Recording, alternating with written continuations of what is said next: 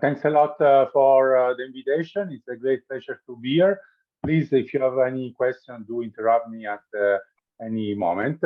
So this is a joint work with Fabrizio Germano and Vincenzo Gomez, which I believe is also here attending the talk, from University of Pompeu Fabra. So let me start discussing what motivated our work. So there are two facts that are particularly relevant when we think about online platforms such as search engines or social media. So the first fact is that ranking matters for users. That is, what these platforms, or what the algorithm of this platform decide to put on an higher order position is relevant in the sense that is implicitly capturing more attention from the users, and there's plenty of research from this. So the decision of the algorithm what to put on top or in a higher order position is ultimately likely to determine what people are going to read. Okay, so that's the first motivating fact. The second motivating fact is that clearly, from the perspective of platform, engagement matters. Okay, so that's one of the main things social media platform and other online platforms care about, and this is exemplified, for example, by this the discussion that was around the 2018 algorithmic update by Facebook, the so-called meaningful social interaction update. Okay, so I'm going to show you some screenshots from the Facebook files that were brought up by the Facebook whistleblowers that were basically telling us about this story where Facebook was losing engagement by the end of 2017, and as a response to that, they decided to change their algorithm. Okay, in particular, they decide to push the weight that some things had in their algorithm. So things like comments, reaction, shares, and so on and so forth. They had a boost, okay, with respect to simple clicks. Okay, and it seems that according to these stories that came out, it seems that this was successful in terms of raising again engagement. But there were accusations about the fact that this ended up being not so good in terms of welfare of a society, in particular the possibility of having adverse effect in terms of misinformation polarization. Okay, so in our research, in a sense, we are trying to test whether this is indeed the case and why this is the case. Okay, and to do that, we combine two things. We combine a theoretical framework, and then we're going to have also direct observational data from Italy testing some of the prediction of the model. Okay, so in terms of the theoretical framework, okay, now I'm going to give you an overview. Then I'll give you all the details. Okay, so we're going to have a simple mathematical model where we look at the interaction between what individuals do on a platform and the weights that the algorithm puts on different things on deciding what is going to be on a higher order position. Okay, and in particular, then we're gonna use this model, okay, to ask ourselves what is happening if, for example, a platform decides to put more weights on things like share or comments. So, for example, on this so-called meaningful social interaction. Or what happens if this platform decides to personalize more the ranking, so that different people are going to observe more and more different rankings.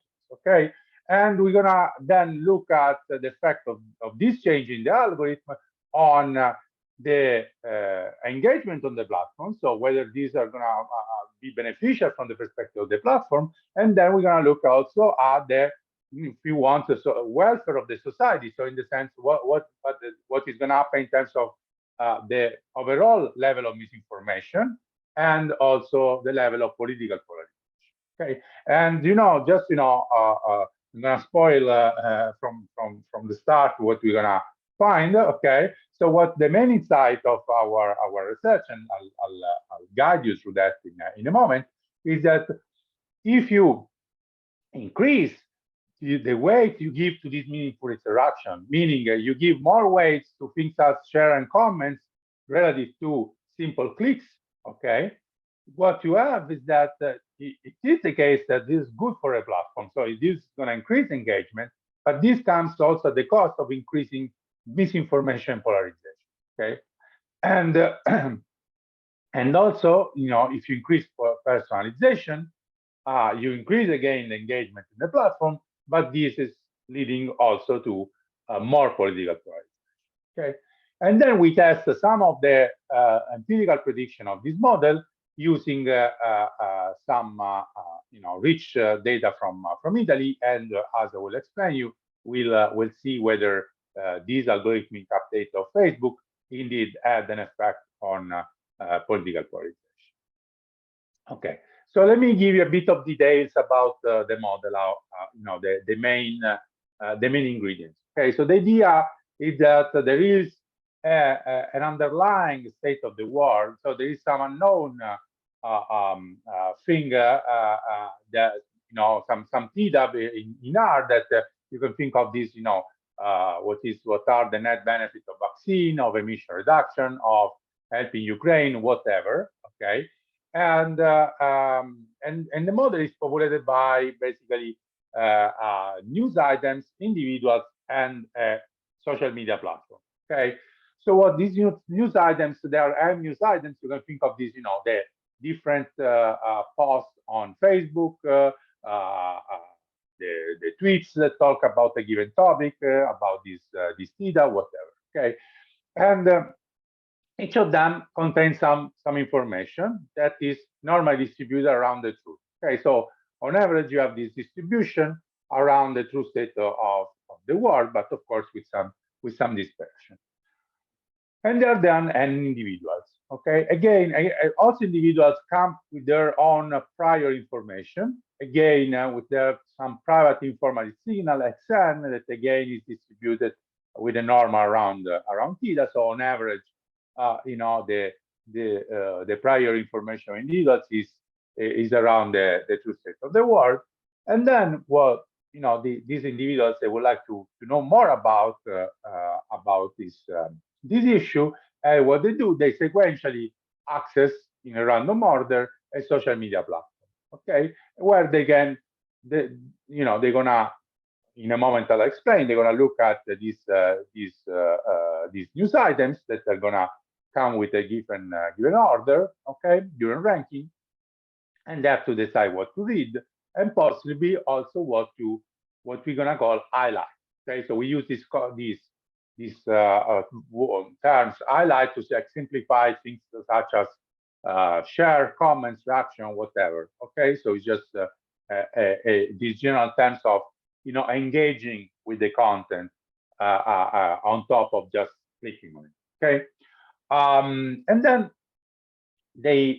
what we're gonna assume is that they when they look at these different Facebook posts, they have an idea of where this post stands in terms of ideology. Okay, they know whether this is like-minded or not. They know whether a post is leftist or rightist, is pro or against vaccine or pro against war, but they don't know the exact content. Okay, so to know the exact content, to know the exact where on R this signal is gonna be the precise information, they need to click on it. Okay, so this is the typical situation where you look at something on a social media platform, you have a rough idea of where it stands, but to actually know the content and the specific position, you need to click and read it. Okay, and to have a simple and tractable model, we assume that if you ignore for a moment the ranking, the people are gonna just have some exogenous probability of clicking on different type of contents. Okay, so we assume that there are three. In principle, they can have these three types of individuals. Individuals that are confirmatory types, that meaning that with probability higher than 1/2, they're gonna decide to read something that is like-minded. So if I'm leftist with probability higher than 1/2, I'm gonna click on something that is on the left side of the political spectrum, or the same if I'm rightist. Okay, they can be exploratory types. Sorry, where instead they do that with probability less than 1/2, or they can be indifferent. Okay, or that they're just with probability 1/2. They choose an item on either side. Okay, again, we don't need to have in the model all of these three types. It's just for completeness. We can even have one or two types. Okay. And then we have this exogenous probability of clicking according to your prior and the position of the news item that you observe, of this Facebook post or tweets or whatever. And then after you click on something, okay, you click on this tweet, and then you read it, and then you see the actual signal, and then you can decide whether you want to highlight it. Okay, so you can decide whether you want to share this or comment or react to this kind of content you have seen. Okay, we assume that this comes with a probability PA, and we make two key assumptions. Okay, that both assumptions are rooted on tons of empirical evidence that shows that's how people behave. Okay, so the first assumption is that individuals are going to highlight a news item only if it's sufficiently close to their prior. Okay, so think of it, as sharing.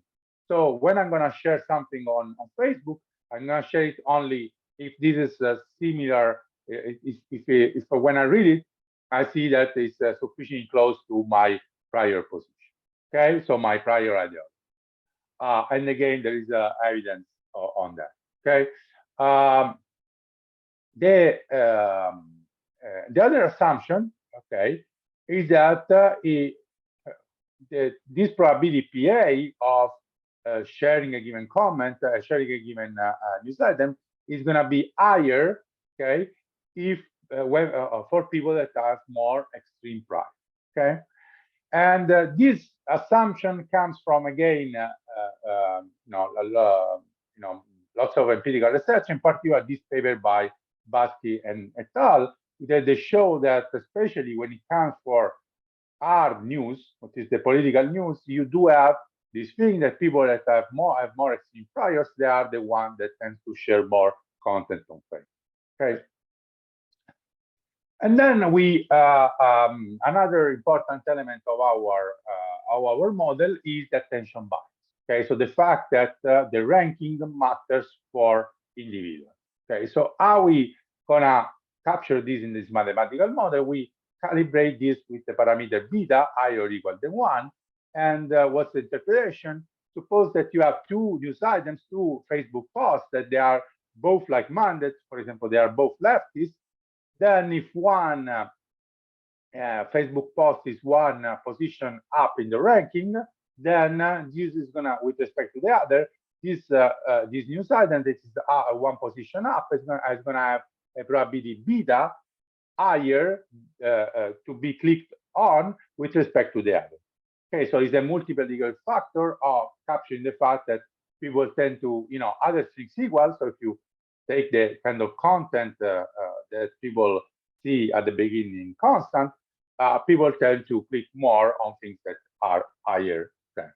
Okay, so all in all, I'm not gonna show you the exact mathematical formula, but all in all, we're gonna have a formula, the mathematical formula to capture the behavior of individuals, where the higher is the ranking of the news item, and the higher is the propensity of individuals to click on a given item, okay, the more likely this has to be.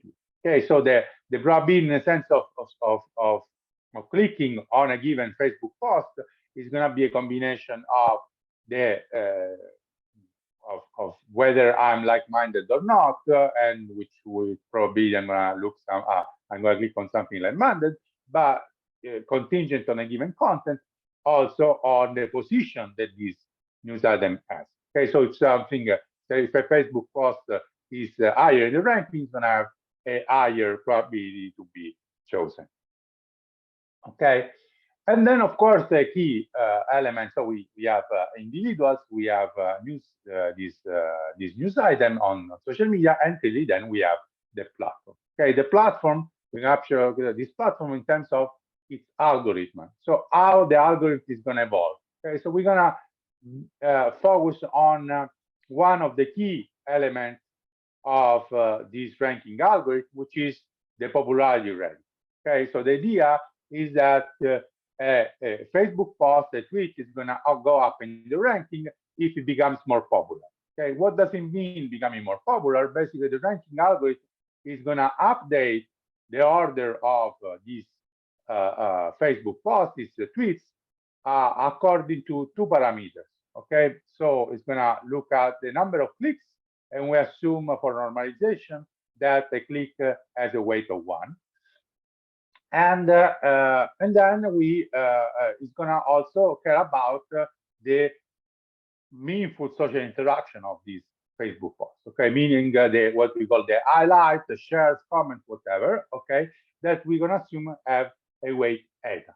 Okay, so then the popularity of news item is going to evolve according to this formula, which is very simple. So the popularity of a given Facebook post M, for at time n, so when individual n looks at it, is a combination of the popularity it had at times n minus 1 when individual n minus 1 was active, okay, plus 0 if individual n does not click on it, plus 1 if individual n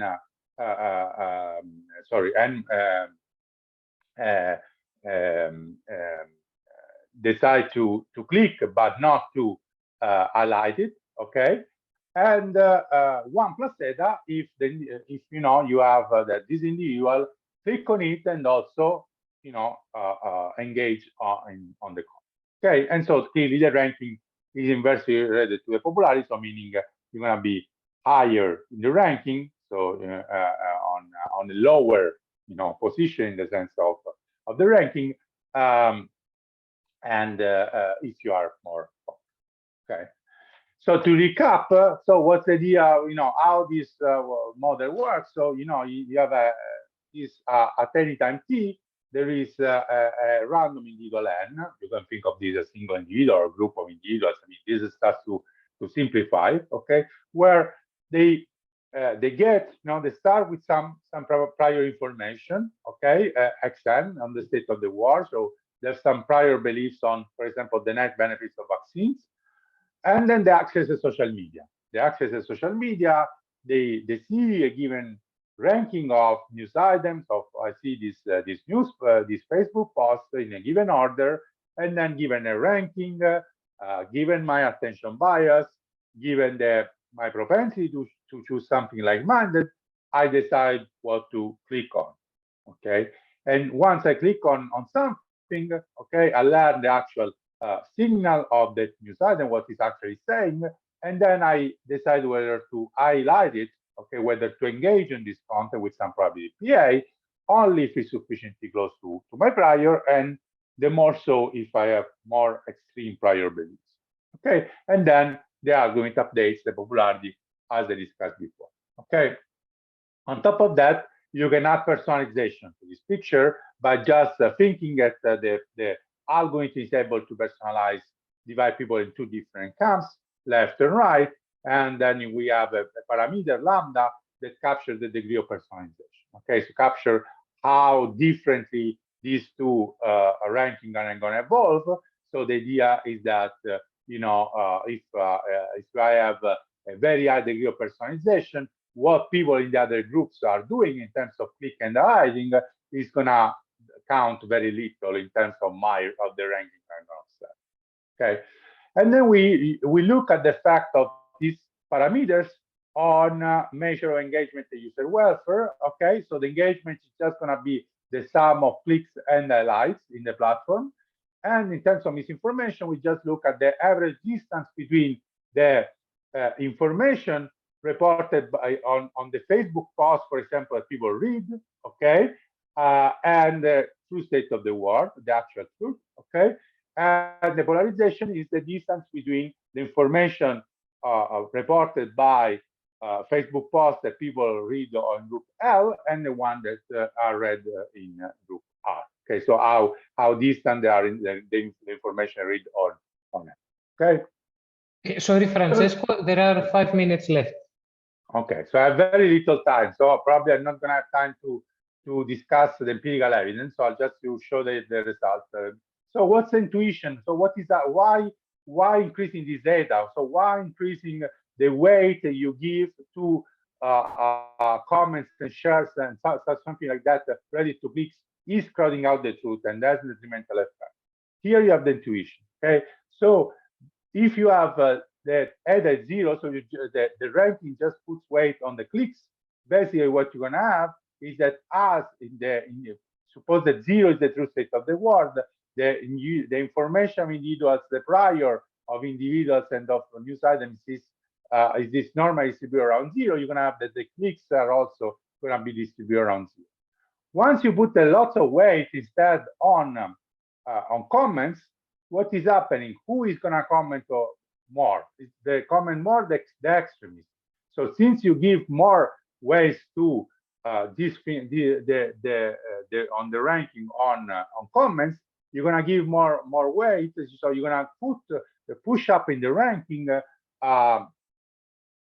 news items that are clicked by more extremist individuals. Okay, so then what is going to happen is that you're going to end up with a bimodal distribution of clicks, because as you push this more extreme content, these more extreme content are going to go up in the ranking. So even more moderate individuals are going to see it more up in the ranking, so they're going to be more likely to click on it and engage on it. Okay, so you end up with this bimodal distribution.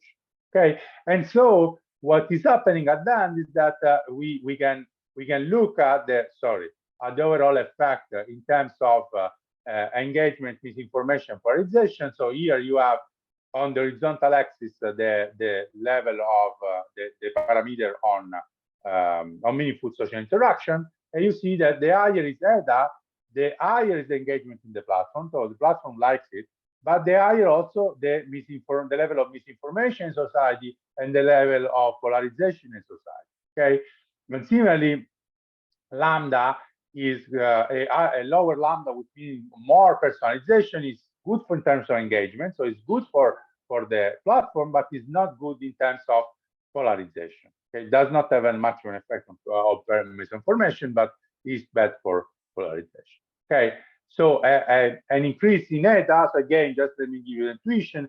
More individuals are willing to highlight news items. So the more extremists will be clicking on items that are actually interested in aligning, so you have higher engagement, and individuals are less likely to click on things that are near the truth. So so this basically is going to increase, create more misinformation and polarization. So it's going to crowd out the truth. Okay, so I don't have time probably to show you the empirical evidence. So the idea is that we test what happened using survey data from Italy, what happened after the change in Facebook Meaningful Social Interaction update in 2018, and we show using a different empirical analysis using the survey data, we show that after this change in the algorithm, indeed the people became less moderate, and we also observe an increase in affective polarization.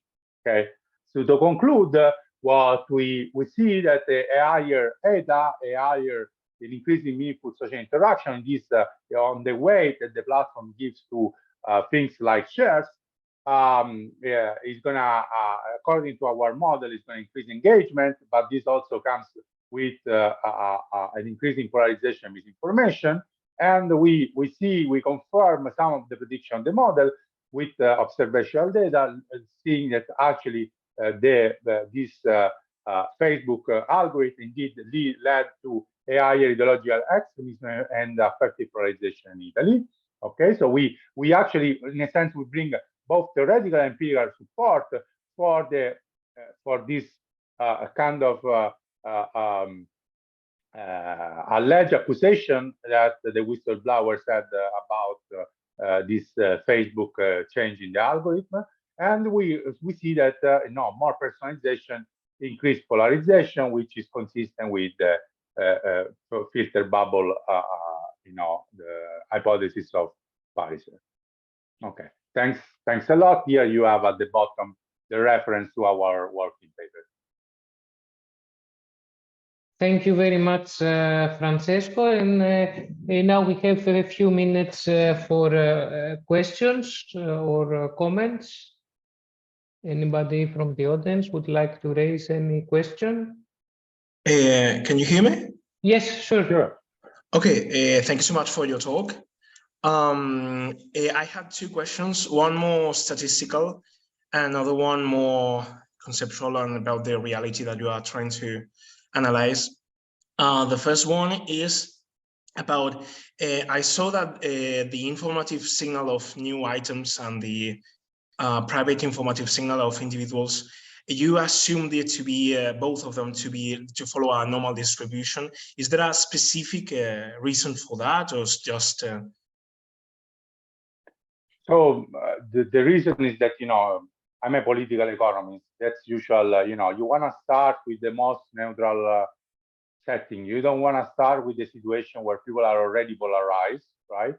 So we want to start with the situation where you assume that people are kind of distributed around the truth, and then you see, okay, what is happening if we have this algorithm? Is this algorithm actually pushing them away? Okay, so if you start already with the polarized, this could be even worse, right? So you wanna start with you wanna have kind of put yourself in a situation where you start with a more neutral setting, and then you want to see whether this algorithm is creating a bias in a sense, right? Okay, yeah, that makes complete sense. Thank you. So, and the second question is that I've also seen that. I mean, you mentioned that, and you assume that sharing is more common when the information is close to your own beliefs. But I've also seen a lot this phenomenon of a lot of people sharing what they don't like, not because of course, not of course because they're gonna support it, but because they want to highlight what they don't like, what they hate, what they want to denounce, what they want to despise, So I wanted to ask you about this. Yes, no, that's a good point. So that's something we don't have. You are going to include this, or if you have thought about this? Yeah, we have thought it. I mean, this is would be like a negative comment on something. Yes. So we haven't in the model. There is complementary research by Daron Acemoglu and others that they have something that in their model, and they show also in that case you're gonna have similar kind of negative results, and so this trade-off between engagement and personalization is there. So here we have only this kind of positive engagement, but you can see that the parallel is similar, because if you post something on the opposite side with the negative spin, and more usually also there more extremists are more likely to do that, this again can go up in the ranking, create more engagement, but also more polarization. So it's something that is not captured in the model, but we think that it's wouldn't fundamentally change the kind of logic behind it. Okay, so thanks so much. Thanks a lot. Thank you. If there is one question. Okay. As you know, some of the audience is from political sciences. What would be the take-home message for them in simple maths? Because maybe they don't understand mathematics. I never underestimate political scientists. I think Okay. I don't underestimate them. I have many. So I think the take home is that when you look at this algorithm, okay, and the Facebook presented this, we're gonna give more importance to to things like comments, because they call it meaningful social interactions. It's nice, right? But then you have to be careful when you look at this algorithm, this change in the ranking algorithm, because if you change some of you give more importance to some items than others, and these things, for example, are things that more extremists engage on, then you can have this perverse effect, and so you can actually lead to more polarization. So the take home is that this ranking algorithm, they can create polarization, misinformation, and bias in the society. Not always, but it depends. For political news, I think it's very likely. We have also views work with Fabrizio. Fabrizio's other work with Vincenzo on this. The thing is that these algorithms are also designed for commercial products, and I'm an economist, and I think they work very well for commercial products, right? So I'm interested in a Greek restaurant. I want to know what is the best Greek restaurant in town. If they give more weight to Greek people on that, it's great. They give me more information. But if you use the same logic for political news, then these things can go pretty bad. That's the idea. Thank you. Welcome. So thank you very much. Very interesting discussion. But we need also to proceed to the next.